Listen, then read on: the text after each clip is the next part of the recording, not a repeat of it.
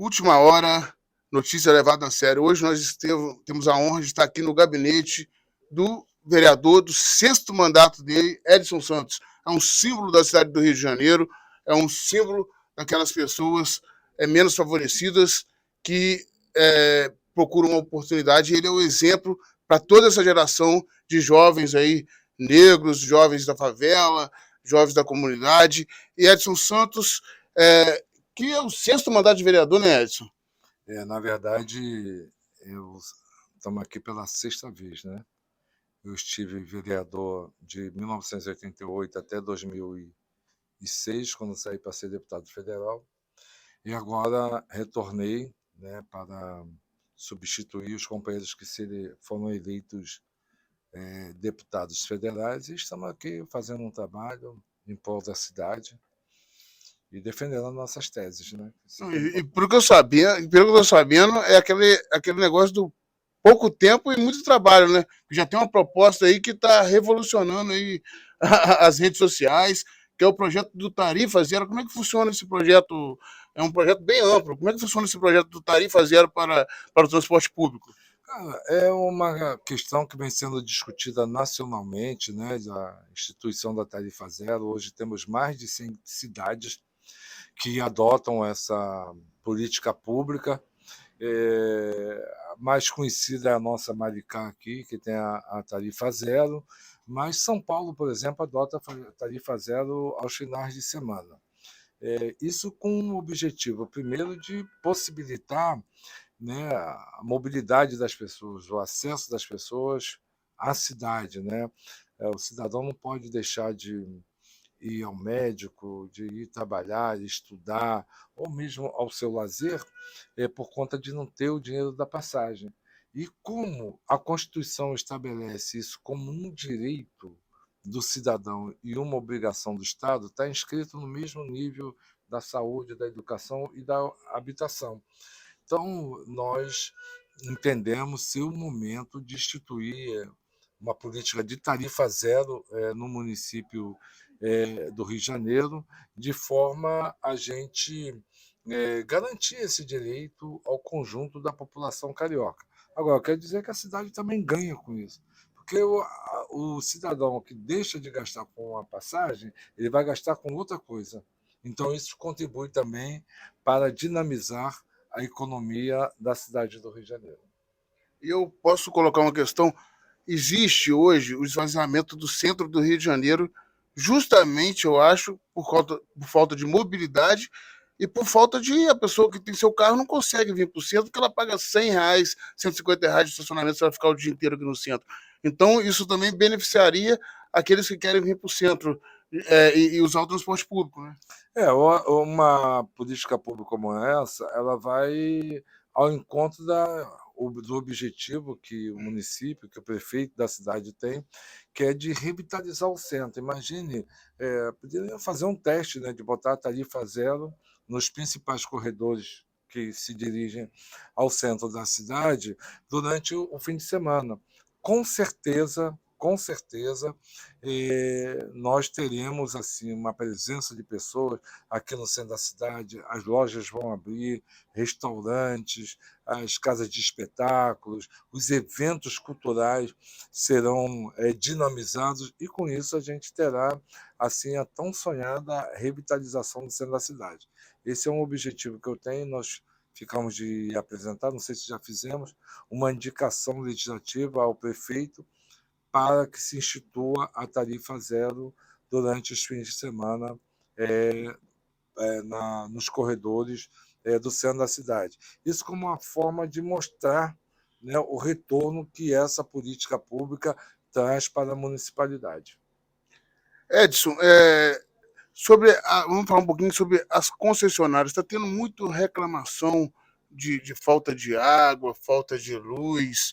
O que um vereador pode fazer para essas questões das concessionárias que não estão cumprindo com o seu papel perante a população, principalmente as menos favorecidas, nas favelas, nas comunidades? Olha, a questão da privatização da distribuição de águas foi uma decisão do Estado do Rio de Janeiro. Então, cabe à Assembleia Legislativa, em primeiro lugar, fazer a fiscalização enfim, inclusive criar ter instrumentos políticos à mão para fazer com que as empresas cumpram com sua obrigação, até porque um dos pontos da privatização, como não poderia deixar de ser, sempre quando tem que privatizar vai dizer que vai fazer investimento, né? Então, hoje, o que eu vejo das concessionárias de serviço de água é apenas botar hidrômetro para aumentar a sua arrecadação, né? E investimentos mesmo na distribuição de águas, de levar água para quem mais precisa, que é a comunidade mais carente do Rio de Janeiro, eu não estou vendo obras nessa direção. Aqui na Câmara, o que a gente pode fazer é exatamente reverberar esse sentimento assim de insatisfação e de revolta da população com os péssimos serviços oferecidos ao cidadão carioca, tanto no que se refere à questão da energia elétrica, como a distribuição de águas em nossa cidade, né?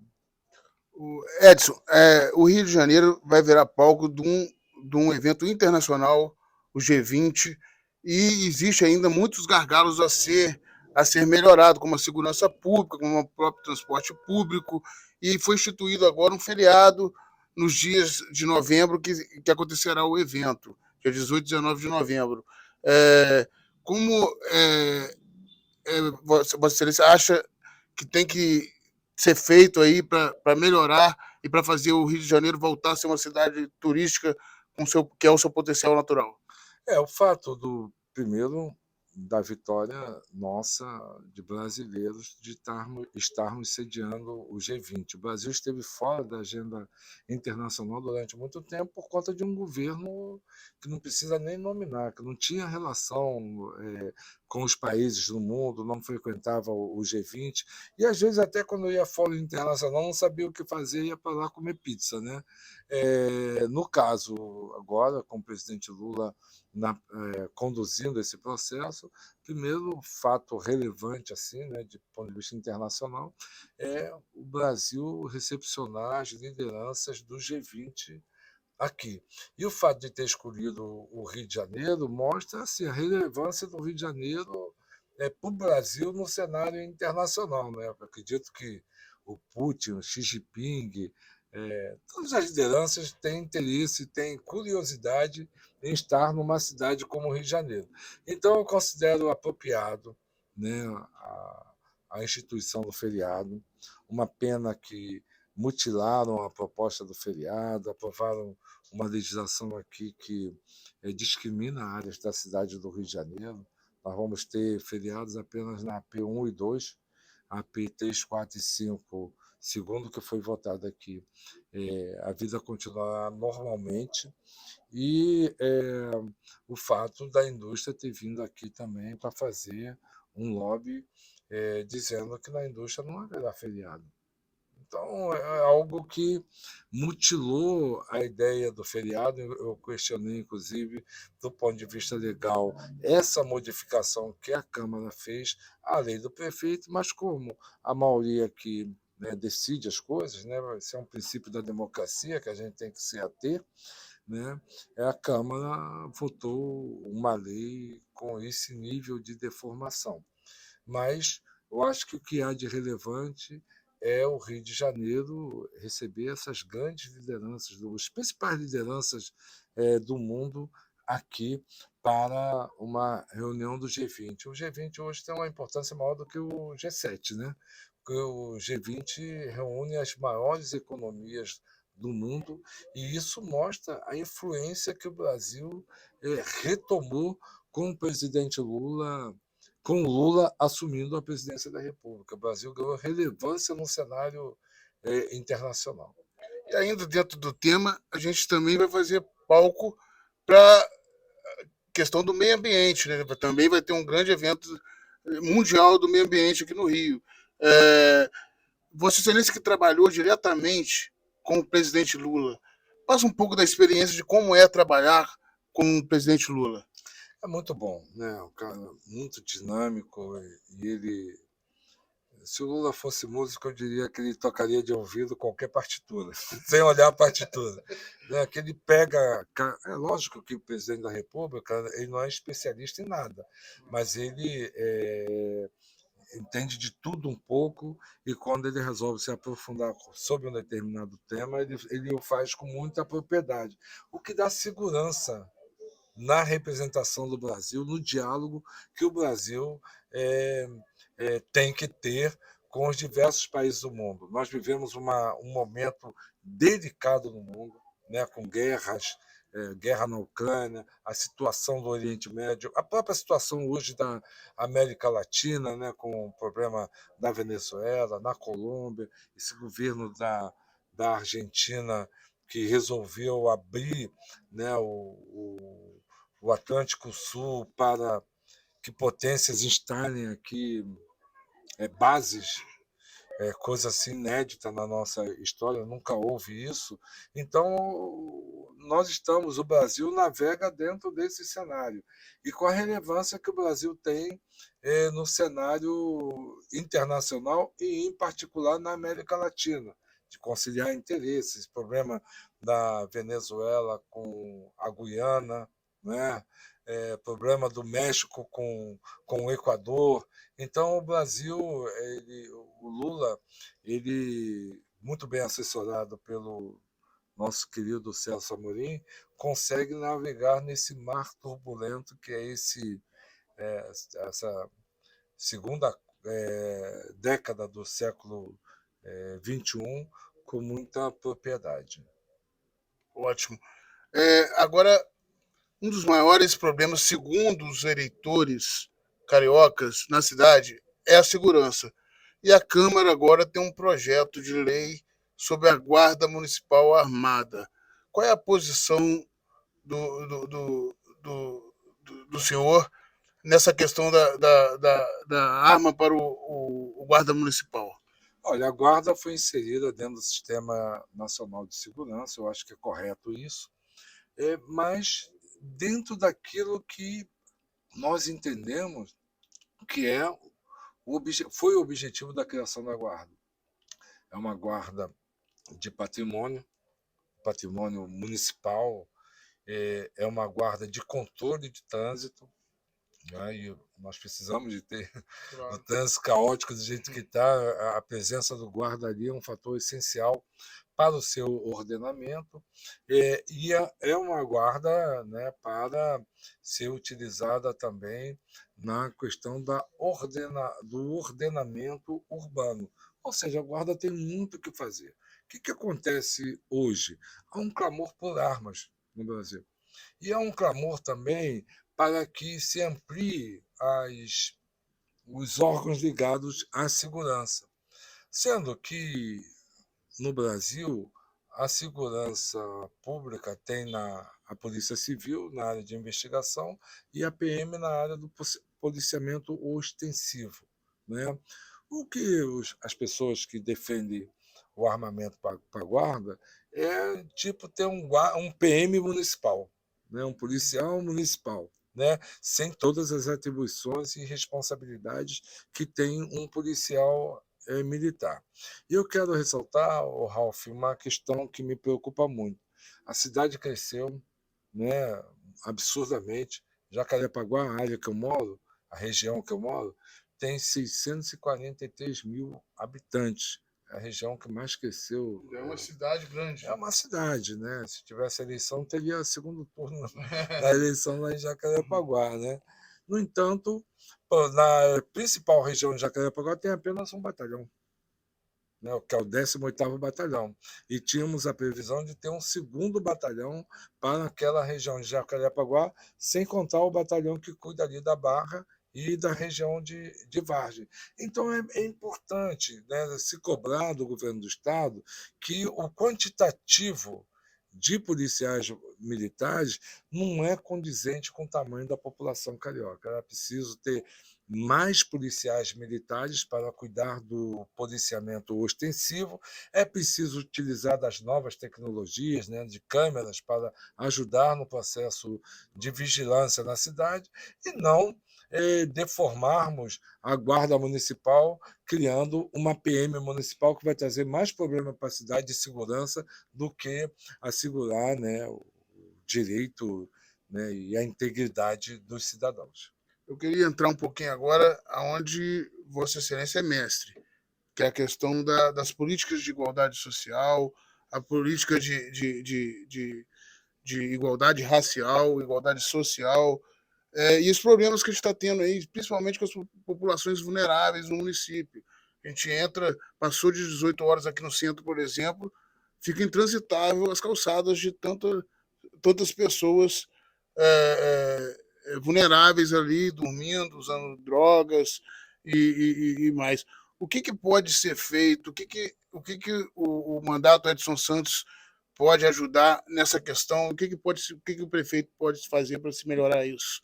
Excelente você levantar esse tema, até porque eu assumi a relatoria da comissão especial, presidida pela minha colega vereadora Luciana Novaes, e que tem também a participação da vereadora Luciana Boatê, do PSOL, para estudar e propor solução para a população em situação de rua. Que aí você tem diversas realidades, né, digamos assim. Tem pessoas que moram na rua devido ao envolvimento, né, a questão da dependência química, né, então isso é um problema de saúde pública. Nós temos pessoas que moram na rua que não têm condição de se deslocar casa, trabalho, trabalho, casa, seja por conta do valor da passagem, seja por conta do tempo de viagem que leva para chegar ao seu destino, de maneiras que essas pessoas preferem morar embaixo de uma marquise aqui no centro da cidade do que ir para a sua residência. Então, Ralf, eu acho que a gente precisa e um terceiro aspecto são as vítimas da situação social que a gente está vivendo. O presidente Lula assumiu, né, o governo, houve um aumento da oferta de emprego, mas ainda não suficiente para atender à demanda da sociedade. Então, com base nisso, nós vamos nos debruçar sobre esse tema da população em situação de rua, porque é algo que nos entristece. Não vou dizer que envergonha, porque não é isso. Nos entristece ver uma pessoa, né, um igual a nós, né, vivendo em uma situação degradante como essa. Fico imaginando agora com o G20, durante o G20, né, as ruas aqui do centro da cidade ocupadas por pessoas, moradores de rua. Né? Nós não vamos repetir as experiências passadas, que é segurar essas pessoas e botar em algum lugar para esconder para esconder essa realidade do mundo. Eu acho que a partir de agora a gente tem que adotar medidas a partir de agora para oferecer solução para essas pessoas. Então é mais ou menos e não esconder o problema. O capitalismo ele dá oportunidade a todo mundo se desenvolver, mas também faz nascer aqueles excluídos que não tiveram oportunidade dentro do sistema ou por algum motivo alheio, que ninguém queria estar nessa realidade de morar na rua, né? A grande verdade é essa. Então, realmente está de parabéns aí, sucesso para essa comissão. Eu só queria situar, você falou essa questão do capitalismo, em termos, né? Porque o capitalismo não tem condição de oferecer, ainda mais nessa fase que nós estamos vivendo, do capitalismo, do capital financeiro sendo hegemônico. Eu acho que cabe ao Estado, aí no caso ao poder público, né, propor políticas que amenizem, né, que ressocializem essas pessoas e que dê a oportunidade delas terem uma perspectiva de uma vida digna. Até porque, como você falou, muitas são dependentes químicas, então tem que ter um tratamento, Exatamente. que não é fácil tirar essas pessoas, senão elas voltam. Porque a dependência química está além do poder do humano. É uma doença, né? né? É uma doença que a gente tem que entender e buscar assistir essas pessoas com o máximo de dignidade possível. Já falamos aí de segurança, já falamos de transporte, já falamos da questão social, da desigualdade social. Agora vamos falar um pouco sobre as cotas, sobre a igualdade racial. Se nós fizemos muitos avanços, principalmente na questão da mulher, né? Teve muitos avanços. As mulheres têm hoje direitos que ela nem pensava em ter há 20 anos atrás, e os negros também. Então fala um pouco que a gente avançou e que a gente ainda precisa avançar para pagar esse fardo aí do passado. Nós avançamos, tivemos avanços importantes, né, com base nas políticas afirmativas desenvolvidas em nosso país, a partir do governo federal. É importante dizer isso, a partir do governo federal, que eu digo que o governo federal foi que provocou todo esse debate, né, sobre a, a, a igualdade entre as pessoas e o papel do Estado, né, em prover a sociedade de instrumentos, né, para o combate à desigualdade. Nós temos, inclusive, né, período em que eu estive à frente do Ministério da Igualdade Racial, nós construímos o Estatuto da Igualdade Racial, que é um instrumento importantíssimo para a gente, para o poder público trabalhar no sentido da redução das desigualdades. Recentemente, a gente votou aqui na casa uma lei do prefeito Eduardo Paes estendendo o prazo das políticas de cotas no município do Rio de Janeiro para mais 10 anos, né? O ideal seria que nós tivéssemos votado uma lei estabelecendo um prazo de 20 anos, mas ficou 10 anos.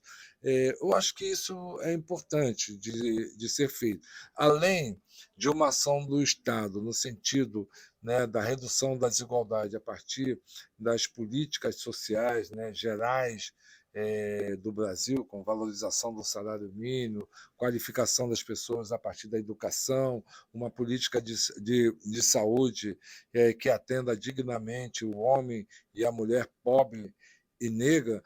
É fundamental a gente aprofundar essa questão das políticas afirmativas. Né? Uma das coisas que nós podemos trabalhar no município do Rio de Janeiro, estamos trabalhando, é a questão das cotas no serviço público. E aí, cota é um elemento essencial para que seja observado no município do Rio de Janeiro, em todos os concursos realizados, seja do procurador e fiscal, que são os top, né, do serviço público municipal, até os profissionais que trabalham nas políticas finalísticas, na área de educação, de saúde, de desenvolvimento social, a observação do atendimento, do cumprimento da política de cotas como forma da gente ir reduzindo as desigualdades no Brasil, incluindo, né, negros e pobres na administração pública de forma bastante significativa. Edson Santos, para a gente finalizar, a gente quer saber um pouco do que te levou a entrar na política pública e falar um pouco desses projetos seus, porque você foi vereador 6 mandatos, mas esse mandato agora parece estar sendo especial, né? Já são mais de 60 propostas, algumas polêmicas, como a do bronzeamento artificial. Fala um pouco para a gente, deu muita polêmica aí na imprensa. Tá dando aí. Mas eu estive em frente à Leste outro dia. É um movimento organizado, né? E eu acho que é uma categoria grande no Rio de Janeiro, do bronzeamento. Então tudo tem seu motivo. Fala um pouco para a gente de tudo. Dezenas de milhares de mulheres que vivem a partir da prestação desse serviço, que não é reconhecido, evidentemente, e que, além de não ser reconhecido, sofre uma perseguição dura, eu diria mesmo até covarde, por parte de órgãos do Estado. Eu tenho umas 2 semanas atrás, eu fui chamado que tinha uma pessoa presa lá em Benfica. Foi na delegacia, detida na delegacia. Ficou presa lá em Benfica porque a Defesa do Consumidor do Estado, junto com a delegacia, foi o seu empreendimento e chegou lá, lacrou a máquina de bronzear e prendeu a pessoa. Né? Então, isso.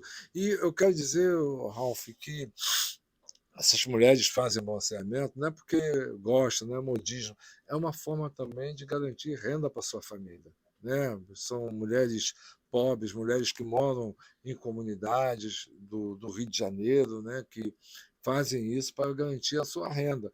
Então, eu acho que o poder público tem que ter um outro olhar sobre isso. O olhar no sentido da regulamentação, do estabelecimento de normas que garantam, inclusive, a segurança e a saúde das pessoas que prestam esse serviço e das pessoas que vão buscar esse serviço. Não dá para manter na marginalidade a questão do bronzeamento por máquina da forma como vem sendo tratado aqui em nível do Estado do Rio de Janeiro. Essa é uma das bandeiras que eu tenho principalizado aqui, a defesa das bronzeadoras. Elas estão ainda em processo de organização, né? Mas eu creio que, devido à sua persistência, né, de estar buscando solução para as dificuldades que se apresentam no dia a dia, de prisão, de detenção, de impedimento de trabalho e tal, eu acredito que elas serão vencedoras, porque a causa é muito nobre. Claro, claro. E o embelezamento feminino faz parte da própria autoestima da mulher, né? Porque a mulher ela quer ficar bonita, ela quer ter a autoestima revigorada e nada mais é que isso.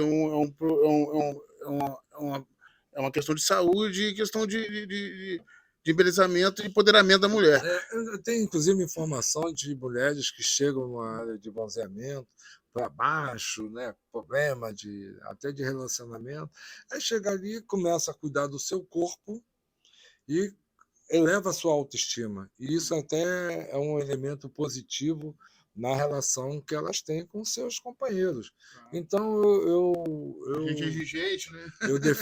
eu defendo com muita veemência a legalização do bronzeamento por máquina no Rio de Janeiro e no Brasil, e acho que essas pessoas não devem ser mantidas na invisibilidade e na marginalidade. Faltou te falar um tema aqui que eu queria falar. Educação. Qual é a visão do vereador para a educação no município do Rio de Janeiro? Olha, a educação é o principal instrumento de inclusão e de mobilidade do cidadão na vida. Então, prezar pela qualidade da educação tem muitos problemas ainda, né?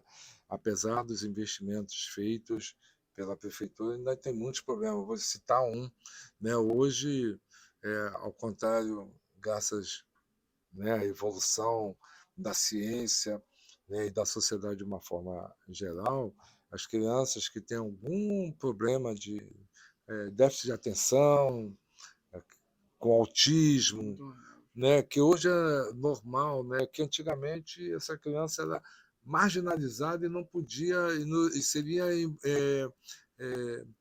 não seria incluída no processo educacional brasileiro. Hoje é reconhecido como um mal que acomete essas pessoas e que portanto, a prefeitura, o poder público, tem que criar mecanismo para assisti-la. Então, nós temos brigado, né, para que as escolas tenham mediadores dentro da sala de aula, como forma de auxiliar o professor, né, diante de um quadro de uma criança que tenha um TDAH, que tenha autismo, enfim, que tenham enfermidades que dificultem o seu processo de aprendizado. Eu acho que isso, Ralph, é o desafio que a gente tem para que a educação seja efetivamente inclusiva no município do Rio de Janeiro. Inclusive, esse dia eu estava no restaurante, aí uma criança começou a gritar, todo mundo olhando. A mãe foi, colocou aquele crachá de autismo. Então, realmente, a consciência e reconhecer o problema faz parte da melhoria para acabar com o preconceito, para acabar com as demais coisas. Agora, você falou da educação, agora conta um pouquinho da sua trajetória, que a gente sabe que a educação mudou a sua vida. Você saiu de uma comunidade pobre e, através da educação, Você chegou ao cargo e chegou a um dos cargos máximos da República, de ministro. Conta um pouco aí da sua educação, da sua trajetória e o que te fez entrar na política pública e deixa uma mensagem final aí para todos os nossos telespectadores. Bom, a educação foi um elemento essencial, né, para a gente ingressar na luta política, né, que eu comecei na luta contra a ditadura, final da década de 70, que a gente entrou na política mesmo de uma forma muito apaixonada para libertar o Brasil do regime militar, e a partir dali as coisas foram se desenvolvendo até eu chegar no nível que você coloca. Então, eu acho que é uma questão essencial. Nós estamos brigando no bom sentido, para que seja instalada na Cidade de Deus o Instituto Federal Tecnológico. A Cidade de Deus é uma comunidade que todo mundo conhece na Zona Oeste. A Cidade de Deus já aparece mais no noticiário policial do que nas boas práticas que existem na Cidade de Deus, né? Então, para contribuir com isso e oferecer uma alternativa para a juventude da Cidade de Deus, nós estamos pleiteando, junto ao presidente Lula, a instalação de um Instituto Federal Tecnológico, que vai oferecer uma educação de qualidade para as crianças, os adolescentes da Cidade de Deus, né, abrindo o caminho do mundo para que esses jovens possam se realizar e também cumprir o sonho de sua família, né, de ter um filho formado, um filho qualificado e tal. Então, essa é uma briga. Na semana passada mesmo, domingo passado, nós fizemos uma atividade na Cidade de Deus, recolhendo um abaixo-assinado para que o Lula instale o Instituto Federal lá. O Lula até já se comprometeu de fazer um no Morro do Alemão e outro na Cidade de Deus, porque nós temos que deixar de lado aquela história de que para essas comunidades basta mandar a polícia, porque a polícia vai reproduzir, né, a violência que as comunidades já vivem no seu dia a dia. Nós temos que oferecer isso, a intervenção de cidadania, né, com educação, de qualificação do nosso jovem. Aí a gente começa a mudar a realidade das pessoas e a realidade dessas comunidades. E a consciência também do cidadão, né? Porque acha que Cidade de Deus é um lugar assim. Não, lá vivem trabalhadores, na sua grande maioria. E aquele pouquinho de violência, de criminosos que tem ali, faz com que um bairro inteiro, às vezes, sofra preconceito. E na maioria das pessoas ali, 99%, são pessoas trabalhadoras que pegam o ônibus todo dia para trabalhar, para prestar seu serviço. Então, a importância... A maior violência é o jovem sair da Cidade de Deus para ter que fazer o segundo grau no Leblon, na Barra da Tijuca, fora de sua comunidade. Porque isso acaba afastando o jovem da educação, do ambiente de educação. O presidente Lula, identificando isso, soltou um programa como Pé de Meia. É um programa que garante uma poupança para o jovem que concluir o segundo grau. Então, nós temos que buscar trazer o jovem para o ambiente da educação e levar para essas comunidades vulneráveis, carentes, como é a Cidade de Deus, uma educação de qualidade. Com isso, a gente vai mudar o Brasil, eu tenho certeza disso. Não, inclusive, eu vou deixar um relato aqui. Eu coloquei essa notícia do Pé de Meia no nosso jornal. Quando eu vi essa notícia, explodiu de umas mais lidas do Brasil. Aí que eu fui ver a importância do projeto que era. Eu coloquei assim para informar. Mas aí depois eu fui estudar esse projeto. É um projeto magnífico, realmente. E a importância de ter vereadores com experiência, com entrada no governo federal é essa. Está aqui como vereador, mas está trazendo projetos a nível de deputado federal, a nível de ministro, que foi. Né? Nós temos que mudar o Rio de Janeiro para mudar o Brasil também, mudar o Brasil junto. Muito obrigado, seu Santos. Última hora, notícia levada a sério.